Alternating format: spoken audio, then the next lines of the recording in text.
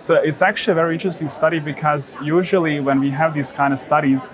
the immediate effect of IVT is investigated, meaning that until the end of the procedure or until the end of the intervention, you get this effect of IVT, which is also the pathophysiological rationale behind it. And that's why kind of in the early trials, but also nowadays, almost all the effects of IVT are expected to have it in the early time window. So what we had an idea, if there is this exposure to IVT, so if the patient does receive IVT, will it have any consequences in the long term? And when I say long term, I mean 24 hours. So after the intervention, after everything is finalized, while the patient is still in the hospital, at 24 hours, will there be any effect? In case, for example, because 50% of EVT-treated patients have incomplete reperfusion. So is there this effect of IVT among these patients who have incomplete reperfusion? So we took a look at the data, and basically what we saw is that there is an effect of IVT in case of incomplete reperfusion. So from ETK2A to ETK2C, that is what is kind of being defined as incomplete reperfusion.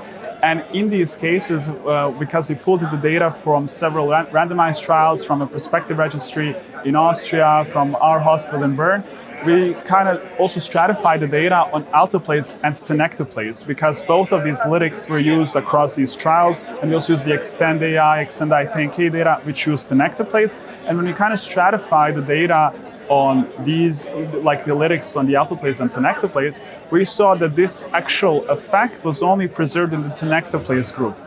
which means that for patients who have received tenecteplase and who do experience incomplete reperfusion, at 24 hours, they would have spontaneous, complete delayed reperfusion, which is associated significantly with better functional outcome at 3 months, at 24 hours, etc. So we saw this beneficial effect of tenecteplase, and we were really excited about it because we were kind of the first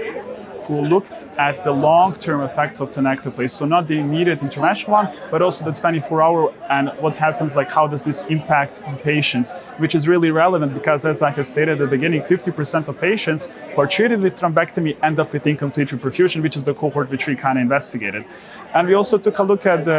some timing values, like if the timing makes a difference, and of course it does, because it's also related to the pharmacological efficiency of the lytics and how do they work. And we saw that those patients who are directly admitted to the treating stroke center have a benefit of this lytic to complete spontaneous delayed reperfusion, while in patients who are transferred, because of the longer time delays which you need from transferring from the primary to the comprehensive stroke center, they couldn't see this effect. So those were really interesting findings, and we were actually really happy to share them because, as I said, we were kind of the first ones who were looking at the 24-hour effect